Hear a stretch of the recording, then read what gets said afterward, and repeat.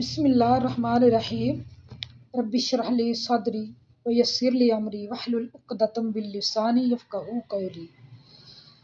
رب زدنی علما رب زدنی علما۔ آج کا ہمارا سبق ہے سورۃ البقرہ کی آیت نمبر 71 سے لے کے 75 تک۔ آپ نے فرمایا کہ اللہ تعالیٰ کا فرمان ہے کہ وہ گائے کام کرنے والی، زمین میں ہل جوتنے والی اور کھیتوں کو پانی پلانے والی نہیں، وہ تندرست اور بے داغ ہے۔ انہوں نے کہا، اب آپ نے حق واضح کر دیا۔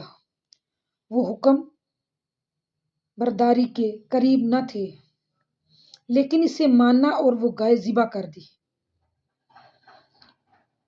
جب تم نے ایک شخص کو قتل کر ڈالا، پھر اس میں اختلاف کرنے لگے اور تمہاری پوشیدگی کو اللہ تعالیٰ نے ظاہر کرنے والا تھا، اور ہم نے کہا اس گائے کا ایک ٹکڑا مقتول کے جسم پر لگا دو، وہ جی اٹھے گا۔ اسی طرح اللہ تعالیٰ مردوں کو زندہ کر کے تمہیں تمہاری عقل مندی کے لیے اپنی نشانی دکھاتا ہے۔ پھر اس کے بعد تمہارے دل پتھر جیسے بلکہ اس سے بھی زیادہ سخت ہو گئے۔ بعض پتھروں سے تو نہریں بہہ نکلتی ہیں اور بعض پھٹ جاتے ہیں، ان سے پانی نکل آتا ہے، اور بعض اللہ تعالیٰ کے ڈر سے گر گر کر پڑتے ہیں، اور تم اللہ تعالیٰ کو اپنے اعمال سے غافل نہ جانو۔ مسلمانوں، کیا تمہاری خواہش ہے کہ یہ لوگ ایماندار بن جائیں، حالانکہ ان میں ایسے لوگ بھی جو کلام اللہ کو سن کر عقل اور علم والے ہوتے ہوئے پھر بھی بدل ڈالا کرتے ہیں۔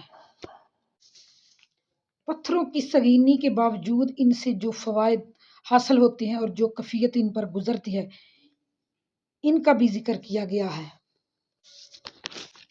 اس سے معلوم ہوتا ہے کہ پتھروں کے اندر بھی ایک قسم کا ادراک و احساس موجود ہوتا ہے، جس طرح اللہ تعالیٰ نے فرمایا ہے، بعض پتھروں سے نہریں نکلتی ہیں اور بعض پھٹ جاتے ہیں اور بعض سے پانی نکلنے لگ جاتا ہے۔